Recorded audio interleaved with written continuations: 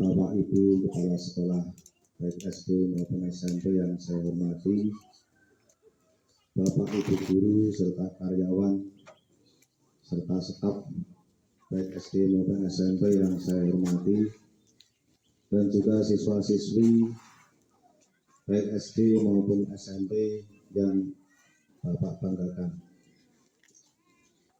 Pertama, marilah kita panjatkan puji syukur kehadirat Allah Subhanahu wa Ta'ala, di mana pada kesempatan ini kita semua masih diberikan rahmat dan hidayahnya, ya.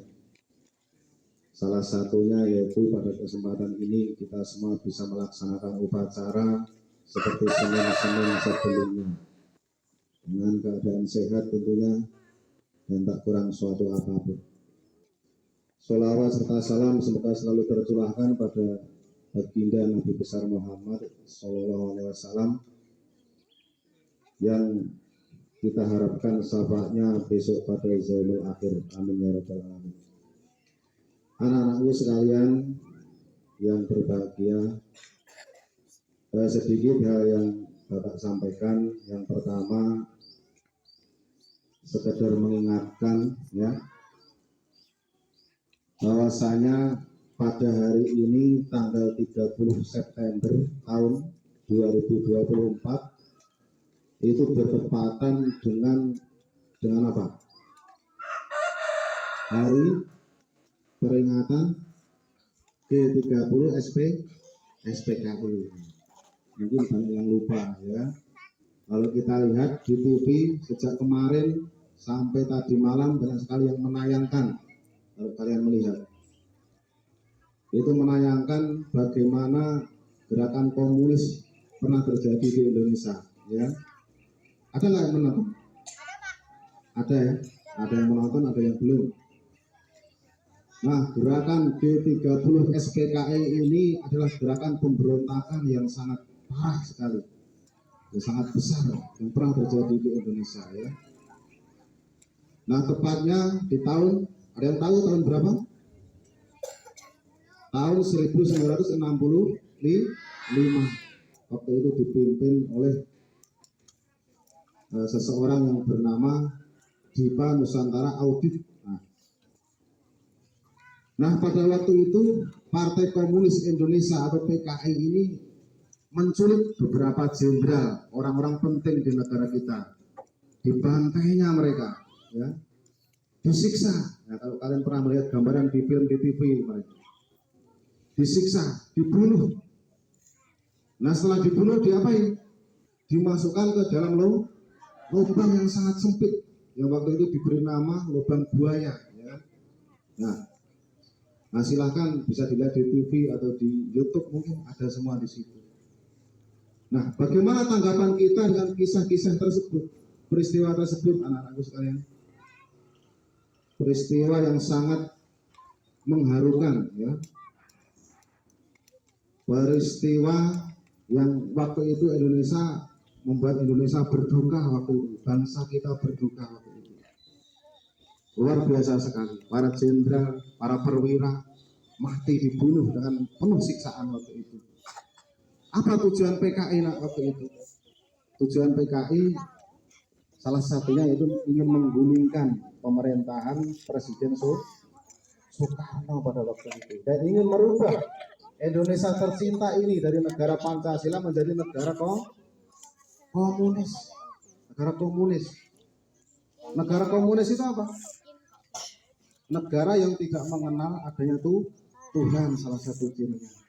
Mementingkan kepentingan kelompok, ya, kepentingan organisasi, kepentingan para pemangku kepentingan. Jadi tidak memperhatikan kepentingan rakyat. Alhamdulillah, alamin.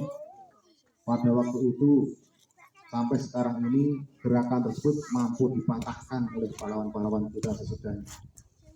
Hingga akhirnya pada kesempatan hari ini kita bisa berdiri tegak di sini, melaksanakan sekolah, melaksanakan belajar, ya, tanpa ada gangguan hal-hal yang kecil seperti di tahun 1965 waktu itu. Alhamdulillah sekali. Nah, apa tanggapan kita dari peristiwa itu? Yang pertama, marilah Kita lihat beliau-beliau ini, para pahlawan ini, ternyata berkorban sangat besar sekali, bahkan mempertaruhkan jiwa dan raga serta nyawanya sampai meninggal, ya, sampai mati, terbunuh, diculik, disiksa. Sungguh sangat besar perjuangan beliau pada negara ini. Nah, terus apa yang harus kita lakukan sesudahnya? Nah, ini yang harus kita lakukan. Ayolah, mari kita jaga bangsa ini dengan sebaik-baiknya. Kita pelihara, kita membuat bangsa ini menjadi maju sesuai dengan tanggung jawab kita masing-masing. Seperti misalnya kalian adalah seorang pelajar, apa tanggung jawabnya agar bangsa ini maju? Bangsa ini damai, ya, bangsa ini sejahtera. Belajar dengan rajin. Karena apa? Kalau kalian menjadi orang-orang yang sukses, menjadi orang-orang yang pintar, maka negara ini secara otomatis akan menjadi negara yang maju. Nah, itulah yang pahlawan-pahlawan kita harapkan pada waktu itu, menjadi negara yang maju, mempunyai masyarakat yang pintar, ya kan? Nah, selanjutnya upacara pada pelaksanaan hari ini adalah sebuah bukti bahwasanya kita adalah warga yang mencintai bangsa kita. Nah, jadi ini tidak main-main. Maka dari itu, ayo kita melaksanakan upacara setiap hari Senin, ya. Itu dilaksanakan dengan serius, dengan penuh keseriusan. Nah, jangan ketawa-ketawa, ya, jangan duduk. Nah, itu tidak boleh. Jadi kita harus laksanakan dengan serius, karena ini adalah bentuk penghormatan kita terhadap negara kita. Nah, salah satu penghormatan terhadap negara kita. Contoh kecil misalnya pengibaran bendera. Ini adalah sebuah simbol. Mengapa kita disuruh hormat pada bendera? Nah, pada hakikatnya kita adalah menghormati bangsa kita. Ini adalah penanaman rasa cinta terhadap tanah air, terhadap bangsa kita sejak dini, dari mulai SD, SMP, SMA dan seterusnya. Terus mengheningkan cipta. Apa yang kamu lakukan waktu itu? Nah, barusan kan ada mengheningkan cipta. Mengheningkan cipta mulai kalian menundukkan kepala. Apa yang terpikir apa yang kamu lakukan gitu? Apakah hanya sekedar menundukkan kepala? Nah, di situ kita mendoakan, mendoakan pahlawan-pahlawan kita, pendahulu-pendahulu kita yang sudah berjuang mati-matian memperjuangkan negara kita. Kita doakan mereka agar mendapat tempat yang baik di sisi. Itulah menundukkan cipta. Jadi tidak hanya sekedar menundukkan kepala. Baik, yang terakhir, nak, ya, kalian masih muda, ya, masih panjang perjalanan kalian untuk mencapai kesuksesan. Maka pesan dari Bapak, bekali diri kalian dengan akhlak yang baik. Dengan cara apa? Salah satunya adalah belajar agama. Nah, sekarang ini banyak sekali tempat untuk belajar agama. Di sekolah juga ada, di madrasah mungkin kalau sore kalian mengaji, tempat Pak Ustadz dan sebagainya. Itu adalah pembelajaran pembentukan akhlak yang baik. Karena apa?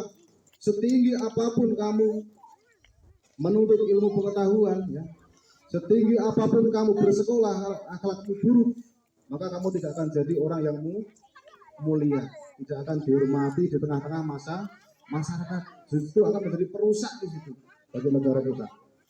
Banyak kita lihat sekarang orang-orang pintar tapi akhlaknya buruk. Nah, itulah yang susah dicari sekarang di Indonesia. Kalau Bapak amati, ya, banyak orang sekolah tinggi, pintar, ya, pintar bercakap, pintar berdebat, tapi tidak punya akhlak. Akhirnya jadi pejabat ya korupsi, ya, saling menjatuhkan dan sebagainya. Nah, Bapak berharap dari SD di Parit ini, ya, dari SMP di Parit ini nantinya akan menjadi siswa-siswa atau lulusan-lulusan yang bisa menjadi contoh yang baik di masyarakat, ya. Bisa menjadi bermanfaat bagi masyarakat, mau menjadi orang yang berilmu, dan berakhlak mulia. Jadi nanti bagikan apa kalau pepatah itu, bagikan mutiara di tengah lautan. Mengapa bagian mutiara di tengah lautan? Diterjang ombak dari depan, dari belakang, dari samping kiri, dari samping kanan. Tetaplah sebuah mutiara yang indah seperti itu. Jadi jangan menjadi buih di lautan. Banyak ngomong, banyak cakap, ya, pintar ilmu, tapi akhlaknya buruk, mudah tergoyah oleh situasi yang seperti. Nah, sekali lagi Bapak mendoakan mudah-mudahan kalian nantinya lulus, ya, sukses, ya, menjadi orang yang bermanfaat baik itu bagi agama, bagi keluarga, bagi masyarakat, bangsa maupun negara. Amin ya rabbal alamin. Sekian dari Bapak, saya akhiri. Wassalamualaikum warahmatullahi wabarakatuh.